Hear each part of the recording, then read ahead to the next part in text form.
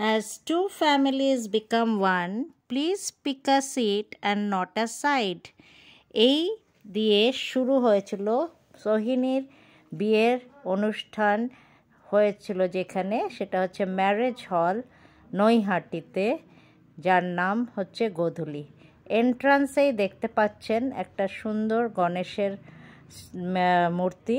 সিদ্ধিদাতা গণেশ সব কাজ সুফল করে, সেই নিয়েই এই অনুষ্ঠান বাড়িতে আমরা ঢুকলাম।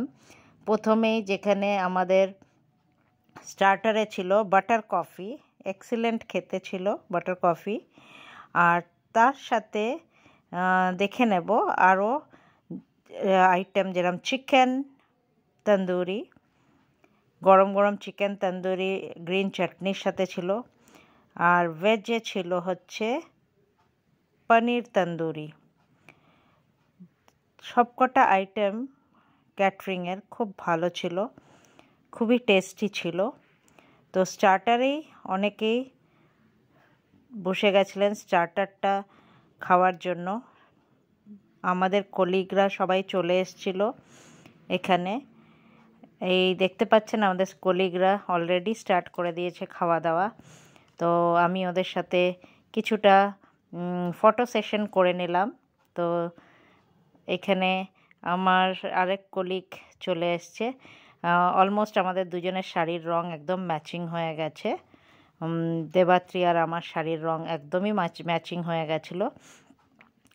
তো আমরা কলিগরা এক এক করে সব ফটো সেশন করে নিচ্ছিলাম, যেটা সাধারণত হয় যখন সবাই আমরা একসাথে হই ওয়ার্ক প্লেসের বাইরে। তো এখানে আমাদের আরও কলিগরা আসার আমরা অপেক্ষা করছিলাম, তারা এক এক করে চলে আসছিল। তো বেশ বড় ম্যারেজ হল নৈহাটিতে, গোধূলি ম্যারেজ হল। এখানে গোধূলির 1 আর গোধূলির 2 দুটো ম্যারেজ হল পাশাপাশি।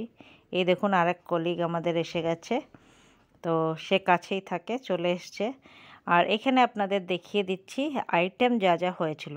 প্রথমেই ছিল গরম গরম কড়াইশুঁটির কচুরি, আর তার সাথে স্টাফড আলুর দম। চিকেন স্প্রিং রোল খেতে অসাধারণ, তার সাথে স্যালাড, আফগানি পোলাও, বেশ ভালো হয়েছিল আফগানি পোলাও, আর তার সাথে ছিল চিকেন কষা আর মাছের কালিয়া। বুফে সিস্টেমে ছিল প্রতিটা আইটেম। ভেজ স্প্রিং রোল, যারা ভেজ, আর এখানে হচ্ছে পনিরের একটা আইটেম ছিল, আর ছিল চাটনি। চাটনিটা বেশ ভালো হয়েছিল, পাঁপড় আর ক্ষীর গোল্লা, আর তার সাথে হট মাখা সন্দেশ। এর সাথেও আলাদা আইটেম ছিল হচ্ছে কোল্ড ড্রিঙ্কস আর পান তো ছিলই। এবার আমাদের বিশেষ অতিথিকে দেখে নিন, হচ্ছে আমাদের সোহিনী, যার বিয়েতে আমরা চলে এসেছি। খুবই মিষ্টি লাগছিল দেখতে, লাল শাড়িতে আর লাল বেনারসিতে, খুবই সুন্দর ওকে দেখাচ্ছিল। ও স্কুলে আমরা যেরম দেখি ওকে সাধারণত সেরম থেকে খুবই আলাদা লাগছিল।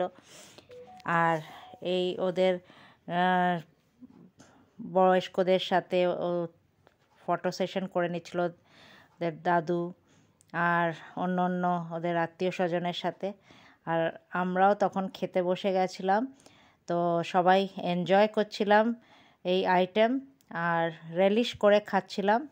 তো আমাদের এই খাওয়ার পর্ব দিয়েই আমরা এই ব্লগটি আমরা শেষ করব। আশা করছি এই ব্লগটি আপনাদের নিশ্চয়ই ভালো লেগে থাকবে। যদি ভালো লেগে থাকে নিশ্চয়ই লাইক অ্যান্ড শেয়ার করবেন। আর thank you friends, bye by.